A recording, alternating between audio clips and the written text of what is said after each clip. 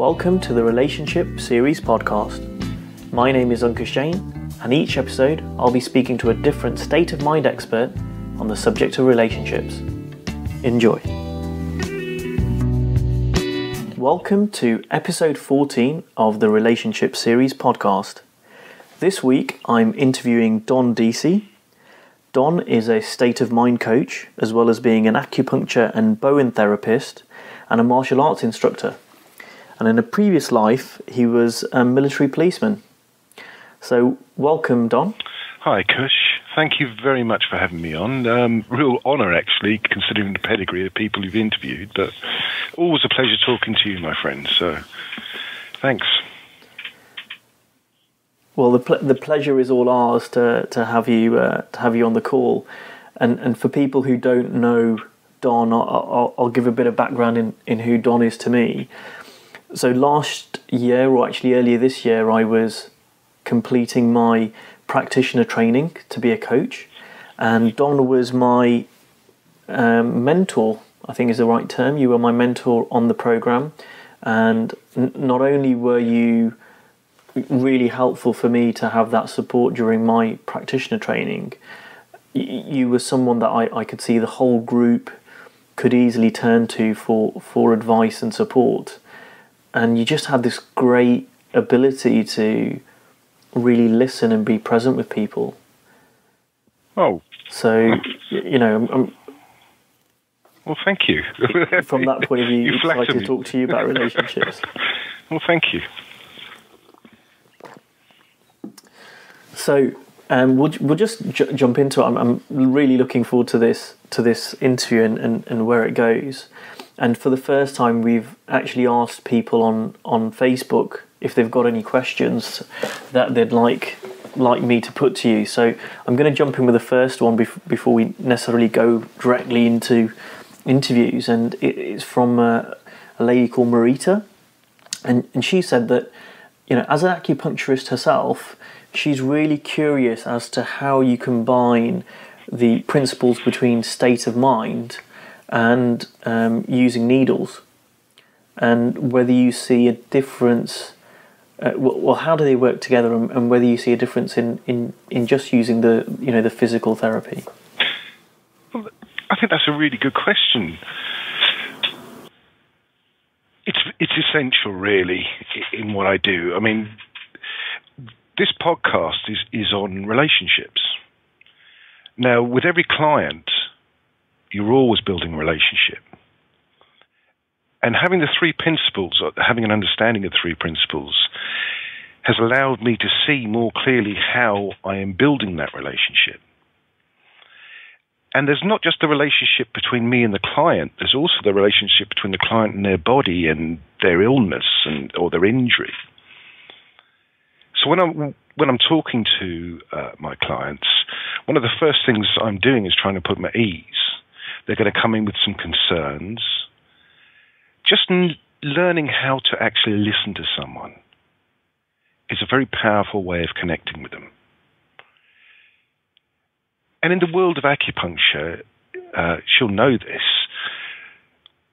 we do talk about Shen. We talk about a lot of psychological issues, and we understand the connection between the mind and the body. So we're kind of always looking at that anyway. But I think what this does is it brings me more into it when I'm working with people, not just my needles, or not just the manipulations I'm doing.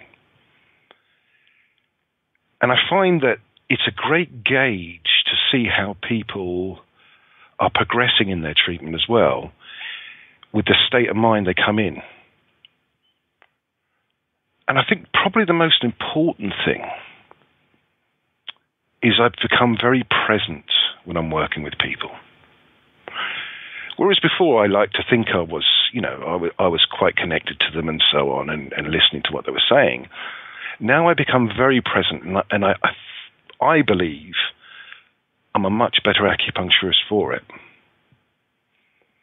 Now it's funny because we've been having conversations, some of the people that have come to me for physical issues or even stress, where before I would have just stuck a few needles in and been very nice to them, but that was it. They actually now come to me as coaching clients. And some of the people that have come to me as coaching clients, I also treat them with needles. I think what I'm saying is that the principles were always there because I was there. But understanding the principle has allowed me to become much more focused and much more, I would go so far as to say effective. So I hope that answers her question. And I'd say this to her as well, if she'd like to talk to me further about it, I'm quite happy to talk to her about it, because it's dramatically changed my practice. So, yeah, that's really interesting, because what I heard you say was your relationship with your clients has changed, which has made you a better therapist.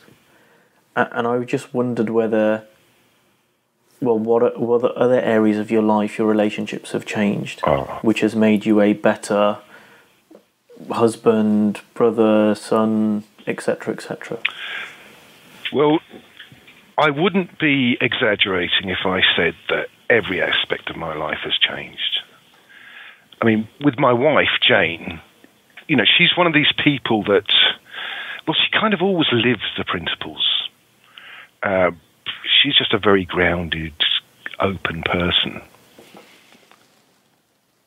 But I think I've become more like her since coming on the principles, so I don't know if that's a good thing. But, we've always got on. There's no two ways about that. But I now see why. And I really value her more because I see what she naturally brings to our relationship. And as a father, well, that's an interesting thing, because until I saw the principles, until I really understood the principles, I was very much in father role with my sons, which sounds fine in itself, but the youngest is 23 and the oldest is 26. And our relationship has changed dramatically, because now I can appreciate their inner wisdom. Now I trust them a lot more. Not that I never trusted them before, but now I really trust them, because I can see the wisdom behind what they do. And I always thought they were fantastic guys, but now I really, really get it. So that's really improved. Now, I'm also a martial arts instructor, and I think my relationship with my club, the art form, and my students has really deepened. I see the club as one big relationship. It's people coming together to study a wonderful art form. And whereas before I saw it as, well, this is something I do, I love the art form, I now very, very much appreciate what each student brings to it, and I see how they all add to the whole. And what I've been doing since I've gained the understanding is really encouraging each student now to develop their own relationship, to be aware of it. Not only with the club, but with what they're doing and how they're learning it, and to express it, within the confines of what I'm trying to teach, but in their own way. And when I look on that mat, I see happy people. I see people helping each other. I just see a really warm environment where people can come, learn something, and it doesn't matter what they've been doing during the day. It doesn't matter who they are. I can look at the mat at any given time, and it's like the United Nations. There's every race, color, creed under the sun, men and women. And they're all coming together. They're all helping each other. They're leaving their troubles at the door. And I think that's very powerful. And I think the other element is with my friends. With my friends, our conversations, I've noticed, have become much more open, and we've become much more curious. And it wouldn't be just about, well, Kush, how was your day? Yeah, come on, let's go get a beer. It would be, no, really, how are you feeling? How's things going? How are you? And I feel really comfortable with that. And what shocks me is how comfortable they are with that. So the more grounded, the more present I am with them, they just respond. And I find that across the board. I really do.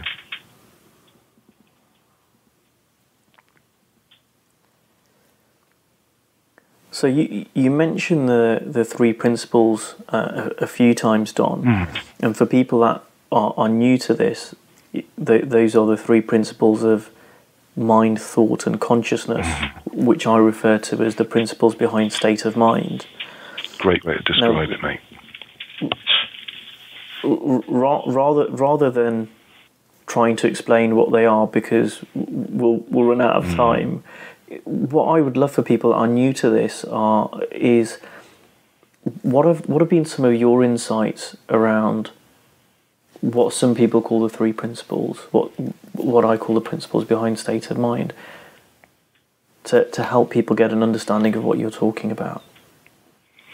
Well, I find when I'm working with people, let me go back to that. When I find when I'm looking at it myself and when I'm working with people, because I'd like to say I have an understanding, but my level of understanding is extremely limited.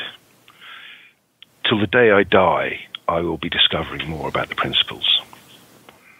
But I really like the view that it's the operating system behind our experience of life.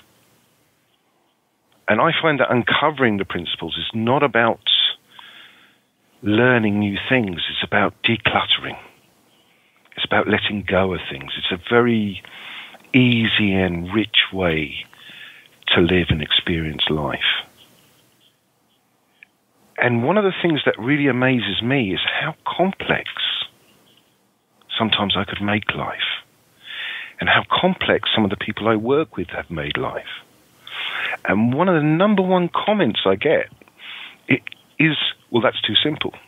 Well, and then we talk about mastery. That's usually the form I use. That, the thing about a master is a master will make something look very simple.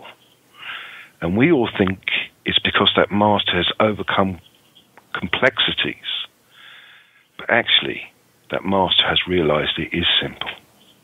And that's why they're a master. They make as many mistakes as we do. The difference is they don't care and they move on. They're always growing, they're always learning, they're not looking back. Does that speak to your question, my friend? Yeah, that's really different, I guess, to describe mastery in that way. I've never heard anyone describe it like that. Is that, I guess, something that you can see with regards to a martial arts master? Because I know that's something you've got a lot of experience in. I think that's definitely the case. The master I study under is a chap called Pat Stratford. And he certainly makes his fair share of mistakes when he's doing things. The real difference is he doesn't care, and he'll look you in the eye and say, I meant to do that. And he'll just carry on. And he's so effective because he's responding to what's in the moment. He's not looking at what could be. He's certainly not reflecting what has been. He's there in the moment, moving at the right time, doing what he needs to do. May not look like what he said he was going to do, but he's done it, and it's excellent. So, that certainly was a thing of mastery. But also in the military, if you look at the military, they have a thing called special forces. And they're supposed to be the elite of the military. So in many ways, they're the masters of their trade. And a lot of people go around thinking that these guys have got really complex things going on. But that's not what it is. These guys are the guys who do the basics extremely well. And that's why they are what they are. And I saw that when I was in the military, and I've seen that in other aspects of life. And it just seems to me like if you can make it simple, you understand it. If you're making it complex, you're not present. So that's how I kind of see mastery now. And I think when you look at it that way, you see that opens it up to everyone. That opens it up to you. That opens it up to me.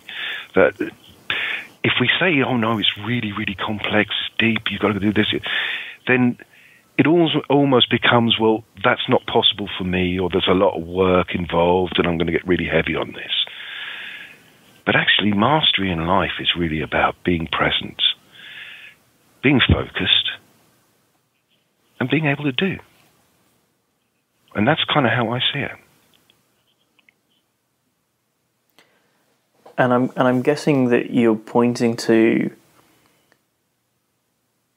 the idea that, or the fact even, that as you get a better understanding for how the mind works, that a lot of the clutter that everyone has in their head clears and helps with that focus and simplicity, really. Yeah, I think so. I was using a metaphor today with one of my clients. We were talking about consciousness and growing in our understanding. And I'll run this by you and see what you think. Now, I don't know if you remember, Jamie used to use this, and I think some other people have used it, but I attribute it to Jamie. Jamie Smart, that is. That's Jamie Smart, yeah. About the snow globe. And how when you get caught up in your thinking, the snow globe, you shake the snow globe and you can't see the object. And when things calm down, you can then get a bit of clarity and you can see what's going on. But I think you've got those thoughts. Those thoughts are always there. The way I'm seeing things right now is that as your grounding, your understanding grows, the size of the snow globe grows. So when you get a shake, the number of little bits inside stays the same, and they just don't clutter things up as much. So you're able to carry on. Because it's not, to me, it's definitely not about falling. We're going to fall. I don't think that's open for discussion. The question isn't whether we fall. The question is how far and how long do we stay down there? And that's kind of the mastery thing. The mastery thing is, yeah, I fell. But you know what? I'm getting up. I'm going to move on. I'm going to leave that behind. And I think the more grounded you are, the more capacity you have to do that. And it won't be in one area of your life. You can find it in the martial arts. You can find it in whatever activity you do. But it changes you, and any way you are, you take that with you. So when you asked about where it's changed in my life, well, I don't think you can change one part and not the other parts. So it's going to affect me across the board, and it's going to affect everything I touch across the board. Could you just talk, in your own words, what the snow globe metaphor is in the way you describe it, and how that's impacted your relationships? I don't take myself as seriously. Now, there's a part of me wants to say I don't take other people as seriously, but I do. But I don't take my reaction to what they're doing as seriously. What I tend to do now is look very much towards what I'm feeling in the moment. Because what I'm feeling in the moment will often dictate how I'm interpreting what's going on. And that looks real to me. It does look real to me. But I don't have to react to it as much. Sometimes I do, Kush, but I don't react to it as long, and I certainly don't run with it like I used to. So I think it's really, it's good to know that you don't have to believe your own thoughts. I think that's just a really good thing. And in relationships, it's funny because to me a relationship is just the meaning we put on our connection to people, places, whatever. whatever we're doing, that's what we take a bunch of thoughts and feelings and we say, well, that's a relationship. That's the meaning I'm putting on there. But it's handy to know that no two people have the same relationship with anything. And it's really good to know we create our relationship through our power of thought. And I think until I came across the principles, I was often sleepwalking with relationships. And that could be with my loved ones, my job, my hobbies, whatever. And I'd like to think that every now and again now I wake up and just check in and see, well, what's going on here. And it's not that I don't fall, but to me the game of life now is to spot when I have.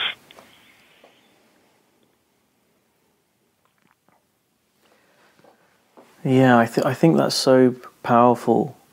And you just reminded me about a conversation I was having today with a colleague who was having a difficult relationship with another colleague.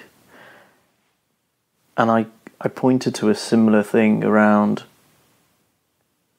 we don't need to take our thoughts seriously, and how on one hand, when we're absolutely in a clear state of mind, and to follow the snow globe metaphor, when it's not all shook up, we can brush aside negative comments, we can just get on with what we need to get on with at work, we can connect more easily with people, and we don't take ourselves too seriously.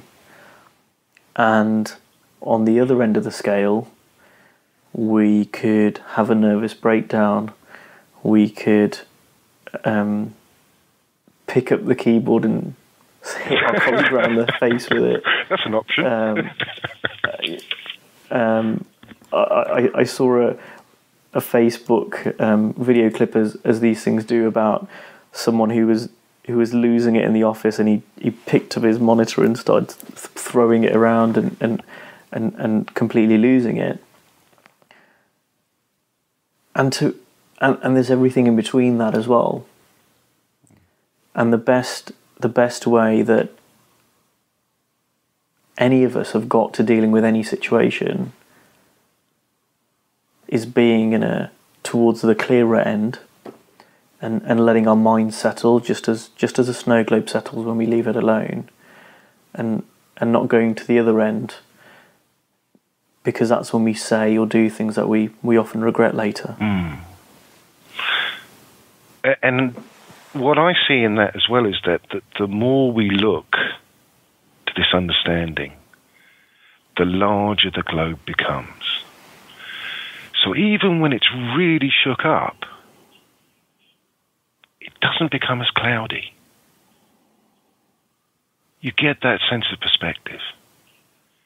And I find that when someone's really anxious, or when I'm dealing with someone, I have clients who are depressed or stressed, the first thing, what I used to do was say, oh, well, let me tell you about, our thinking and how it affects our life. And that was such a mistake. What I do is just talk about something else. I just calm them. Maybe have a bit of a joke with them. Get their opinion on something. That's a good one. If I can connect with them to a degree where I can get them to give me their opinion on something, it starts to move their mind, and that starts to calm things down. And then when it's clear, that's the time when you start to build the size of the snow globe. So I think someone said we have about 60,000 thoughts a day, or something like that. I don't know. It's a fairly big number, and I'm not sure an understanding of the principles lessens the numbers of thoughts. But one thing's for sure, it lessens the impact of that number of thoughts, or certainly the ones we become conscious of and try to buy into. So I don't think having the principles means you walk around having one thought a minute. I think it just means you're just not buying into them so much. And that's really handy when you're doing a martial art. It's really handy in all aspects of life. And when I talk to people about this, people they instinctively get it.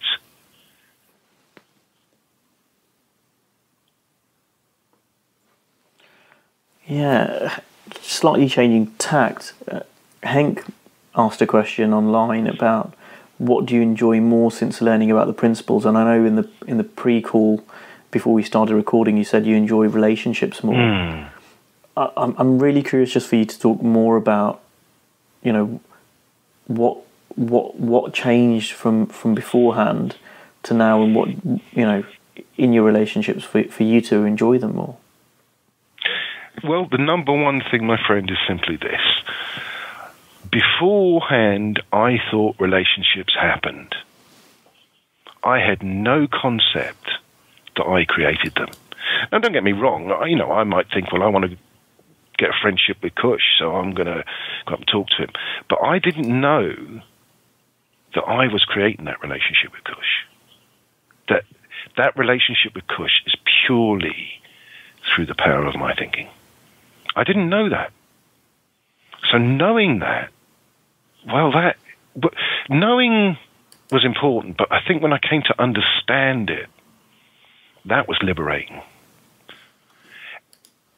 And knowing that a relationship can change in a single thought, for the good or the better. Knowing that there's people that I've known for a good part of my life that I didn't really like. I didn't dislike them, but I didn't have much on them. But being able to get curious about how they see the world and understanding that, look, they're just like me. They're trying to make sense of the world through thought. They've got a level of consciousness. All that stuff is going on. Makes me compassionate for some people. A lot more compassionate. And I think it allows me to not be so judgmental. Not put people into categories, because you see that people can change, people grow. I've seen it so many times in my practice. I've seen it on the mat. I've seen some amazing things happen. And I don't put that down to me. I put that down to the power of thought. I put that down to this resilience within all of us that's always there. It doesn't matter how far we go away from it. We can always go back. And it can take years, or it could take a split second. And I think that makes me more patient. And I think whereas before, I was never really much of a one for arguing, but I could get into an argument. It's much harder to get me into an argument now. It's really much harder, because I know it's just thought. And I also know I could be wrong. Whereas before I'd kind of have, no, this is my position, this is what Don's about, and this is, and obviously it's right because Don is the center of the universe. Now I see, well, no, most of my life I've been changing my thinking. I've been changing my relationships. And now I'm much more open for that to happen. So I don't have as much on it, and I don't make it about me as much. I know there are areas of my life where I still do. And I suspect there will be areas of my life where I do until the day I die. But it's a great game of hide and seek, finding out where they are. And I always look to the feeling now for that. So, it's interesting you put it that way. So would you say that you still get annoyed sometimes with people, or oh, yeah. Do you fall out with people? Oh, yeah. Absolutely. I'm not going to say I'm walking around like a Buddhist monk here, because that's not happening. But if I get annoyed with someone, it's really helpful to know it's my thinking that's getting me annoyed with that person, not that other person. And I wouldn't carry it as long. And I'd be very curious about what I'm actually annoyed about. And it's often because I have expectations about that other person, or I want to control something that I can't control. So yes, I'll be totally honest, I get annoyed. And not as much, certainly not as much, and certainly not as deeply as I used to. And when I spot it, I don't get annoyed about the fact that I got annoyed, because that was another one. And now I just say, well, that's human. I'm human. Let it go. Yeah, I find that really helpful to point out, because I think sometimes it can appear that supposedly you're supposed to have an insight and all of a sudden your relationships are perfect. Oh, I must have missed that one. Yeah, because for me, what I find is that we all still get caught out, but knowing that we all do that helps us not stay in that for as long or as deep. And if someone gets annoyed with me, because I know this will shock you, but it's possible for people to get annoyed with me, it stops me. It stops me from responding as much as I used to. And it also allows me not to fuel the fire by justifying myself and just saying, well, you know what? They'll change. And I'd love to have the power for someone to get annoyed at me and they stayed annoyed at me forever. but I've never seen that be the case. So I know they'll move on. And that's the way it is. We have this resilience. We have this ability to bounce back. And I think that's a good way to be. I really do. We've nearly run out of time, but just one final question. If there was one thing you wanted the listeners to take away from this interview about how to have better relationships, what would you want them to take away? There's two things I think that are really important. I'm sorry you said one thing, but I'm going to annoy you and say two. The first one is that... That's perfect. The first one is that you've got to have a bit of a positive commitment to relationships. And what I mean by that is got to have an eye to engaging it. One of the things that I work with is couples that are having problems. That seems to be walking through my door quite a lot. And really it's about understanding that we can take our eye off a relationship and it can become very stale. And there is a commitment that is required to looking at things anew, looking at things differently. And the other thing is to give relationships some space. I find that, that's one of the things me and Jain do very well. We give each other space. And we do a lot of things together. And I couldn't imagine life without her, and I wouldn't want to. But she lets me go off and do my, what she calls Hong Kong Fui, my Aikido. And she lets me go off and learn the 3 principles and all the rest of that. We're not in each other's pocket. And she goes off, I say she goes off and does her yoga, and she has her little circle of friends. So every now and again, I'll go out with my friends, she'll go out with her friends. But then we do more together. And we've got more to talk about, and it's more richer. So I'd say with relationships, it's about space. Now, I'm not saying there's a formula there. Please don't think I'm saying that. But you should be conscious that relationships are a wonderful form of connection, but you have to have an eye for what's going on as well. Because if you don't, it starts to control you. And when I say you control it, I'm not saying, oh, you've got to control the other person, but you have to be aware, you have to be engaged. So that's kind of what I'd like people to take away from it. And be easy on yourself. Sorry, mate, there's going to be a third one. Be easy on yourself. Make mistakes, but don't beat yourself up, and know that there's that inner resilience that you can always come back. That's it. I'll be quiet now. No, thanks for that, Don. And what occurs to me is that people that I know who have explored this and explored really how our mind works and the principles behind that, I find that, well, for me certainly, those three things that you mentioned start just becoming more natural and easier. Absolutely. So thanks for that. If people want to connect with you, if they want to get in contact with you, if they want to find out more about you, how might they do that? Well, I have a website, and that's Essentia Health. So it's like essential, but without the L. So it's Essentia, Latin for essence of health. So it's essentiahealth.co.uk. Or they can email me on my email address. That's Don_Deacy, DEACY, @gmail.com. Or I'm on Facebook, LinkedIn, or send me smoke signals or a bat sign or whatever and all. But yeah, I'd love to hear from people. I just love talking to people, in the community. So that'd be great.